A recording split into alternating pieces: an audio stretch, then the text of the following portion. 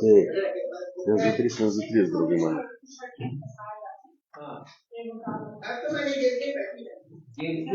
Taip. Ar girdite, draugai mano, dabar yra pertrauka posėdėje. Tai yra fantastinis teismo posėdis, tai yra neįtikėtinas teismo posėdis. Tai čia prokuroras šito teismo posėdžio.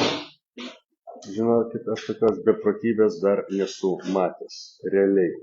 Aš dalyvavau daugiau negu 60 teismo posėdžių savo teisme, kai mane už reikalavimą laikytis, kad Lietuvos įstatymais jiems galiotų teisė, Kuklianskė ir kolegova, bet tokios beprotybės kaip čia pas mane nebuvo.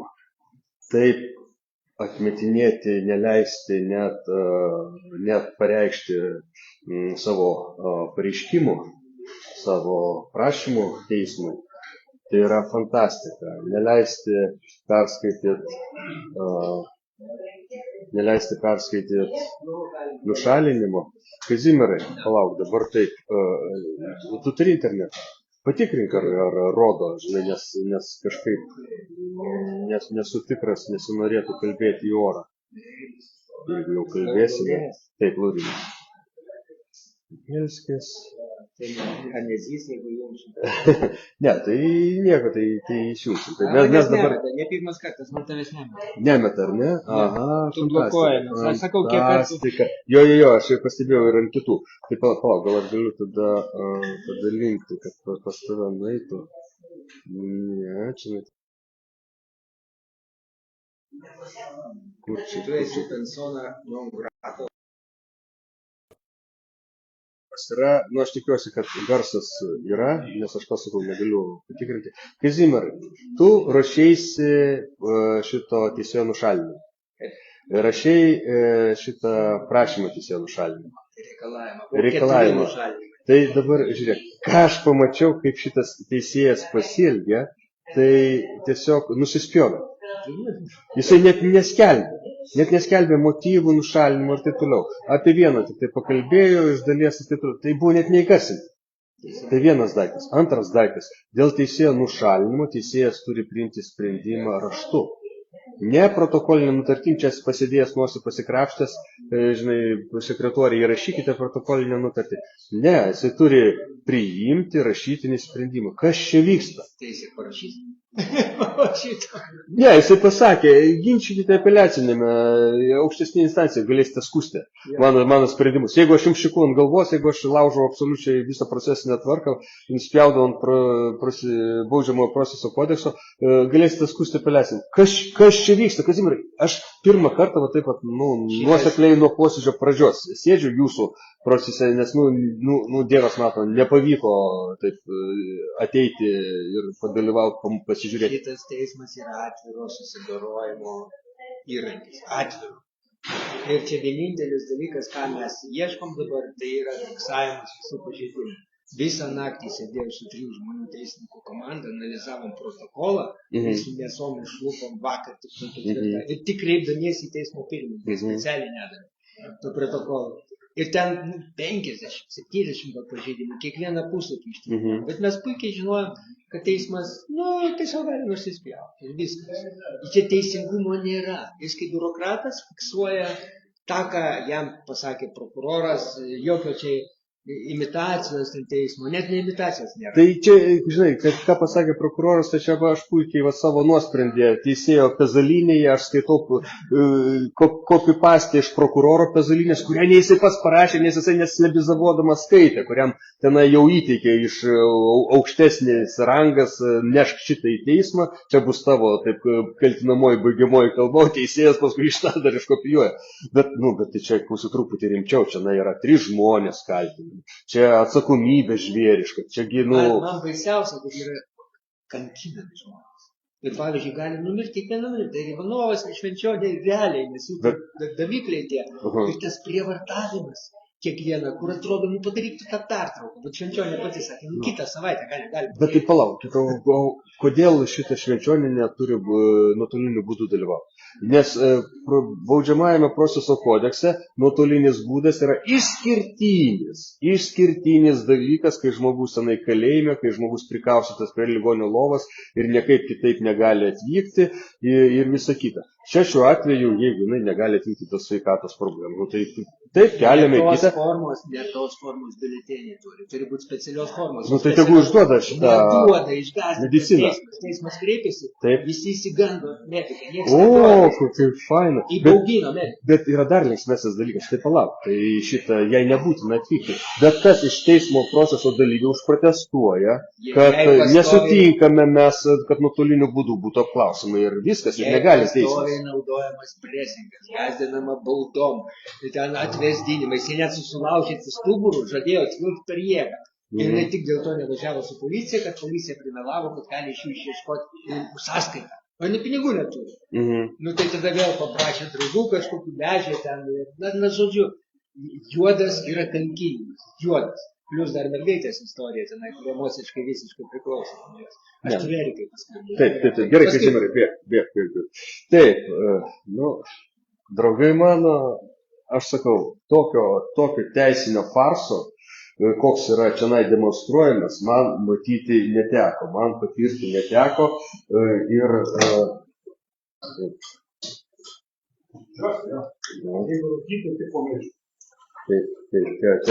čia va šitas va, su juoda suknelė, kuris vaikšto. Jo. Taip. Aš neįsivaizduoju, iš kur sistemoje yra tiek naglumo. Nors, kodėlgi ne. Daryti nusikaltimus prieš žmonės, tai čia daug proto nereikia. Ir tai tyčiotis. Taip.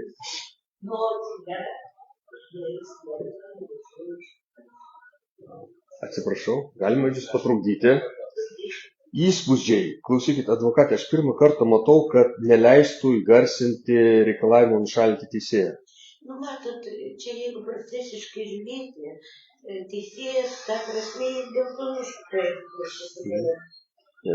Teisėjas dėl to nušalinimo procesai, jeigu pažiūrėsi, baudžiamajam tikrai yra ribotas galimybės nušalinti teisėją. Visą tą, ką pasakė, surašė, aš ne viską perskaičiu, kas mažys, ponas Kuraitis, kurio visko negaliu. Taip, komentuoti. Bet iš tos pusės, kad baudžiamajam procese nustatyti aiškiai kriterijai, kaip nušalinti teisėją, tai teisėjas yra šiuo atveju teisus. Tačiau dėl tų procesinių pažeidimų ir dėl to, kas yra kaip teisėjas, ar buvo objektyvus, ar subjektyvus, būtinai reikia pasisakyti, bet tai daroma baigiamosiose kalbose, jeigu procesiškai. Šiuo atveju aš suprantu, kad ir ponas Juraitis ir ponas Švenčiūnas, būdami Lietuvos piliečiai, kurių širdis skauda už Lietuvą, ir jie nori, kad Lietuvoje būtų gražu ir gerai, kad Lietuva gyventų draugystėje su visom šalia esančiom valstybėmis, draugautų ir bendrautų ir nekariautų.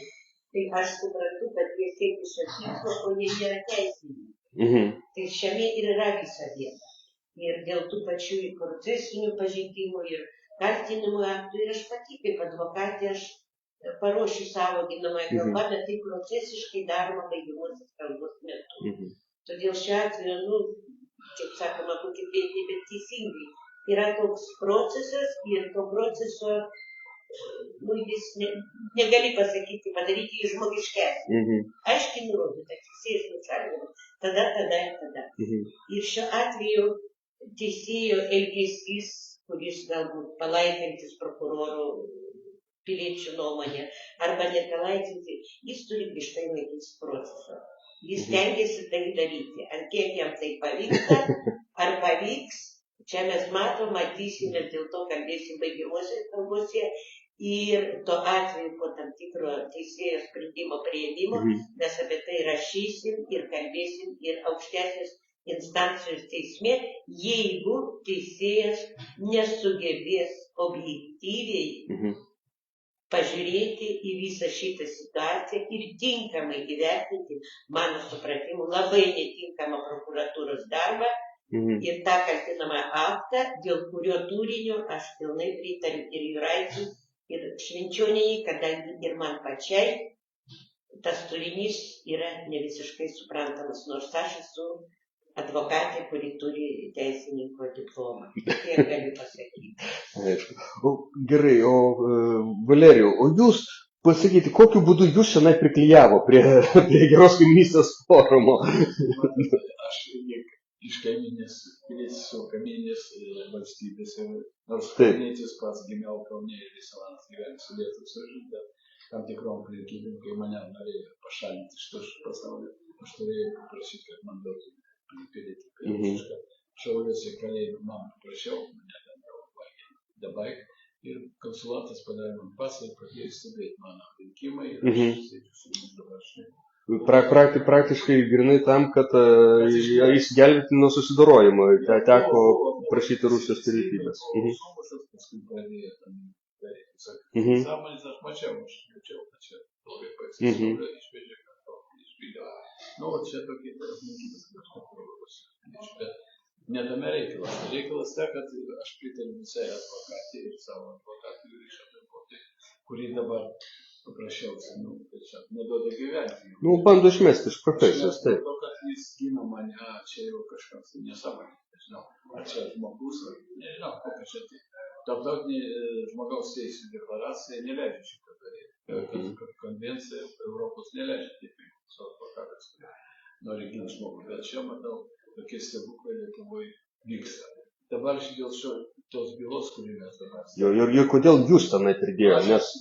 Savo metu Erika paprašė mane pakomentuoti savo įvykius. Dėl to, kad aš buvau dalyvis, filmavau šitą reikalą, mane paprašė, aš pačiavau prie komediją, tai aš naujas. Paskui mane teisė daug kartų, aš turėjau prieimų prie dokumentų, kurie tyrinėja Lietuvos prokuratūrą, Rusijos prokuratūrą. A kaip istorikas profesionalus, aš moku dirbti su dokumentais ir mačiau visą nesąmonę, kurie ten buvo, kaip jie buvo falsifikuoti.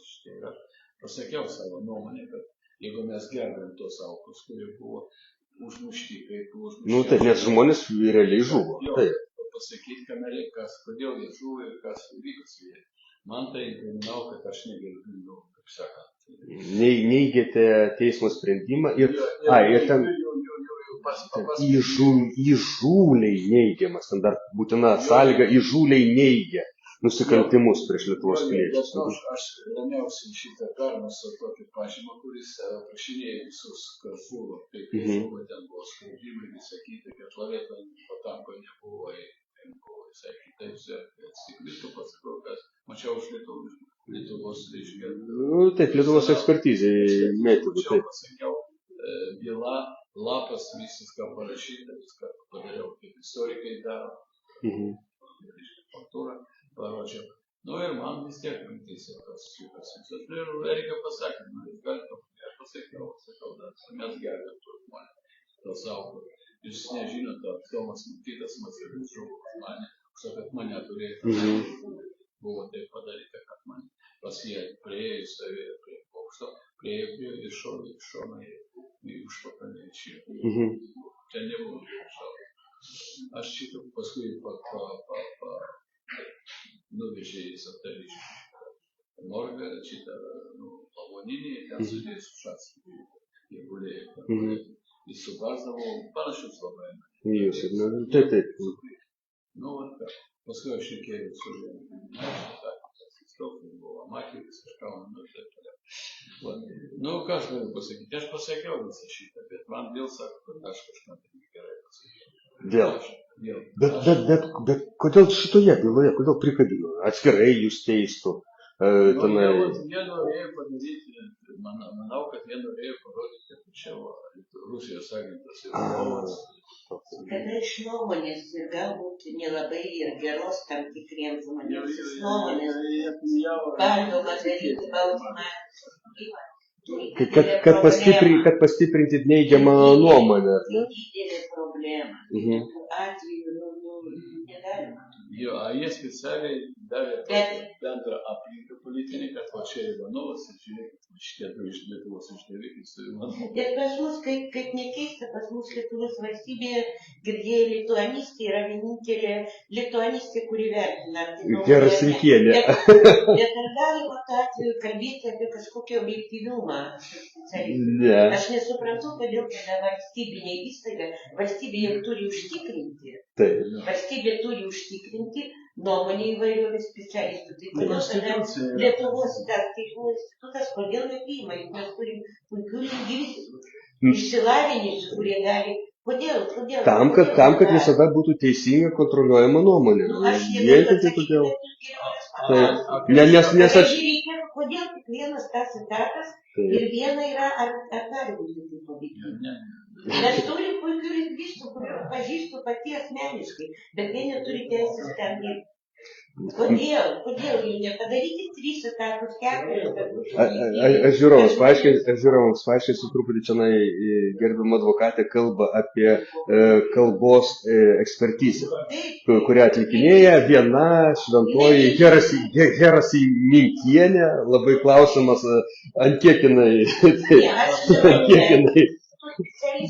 Bet ta prasme, jeigu jinai viena dirbi, tai jinai objektyviai, ar sugebės jinai jau bylų nemažai, ar sugebės jinai išdirbti, ir kartojasi tie sprendimai labai va taip pat. Kodėl valstybinė įstaiga, kodėl nepriima kitų ir neleidžia kitiems lingvistams jauni išsilavinę, kurių mes turime, kodėl jie neprileidžia prie to darbo ir kodėl jie negali atlikti tokių tyrimų.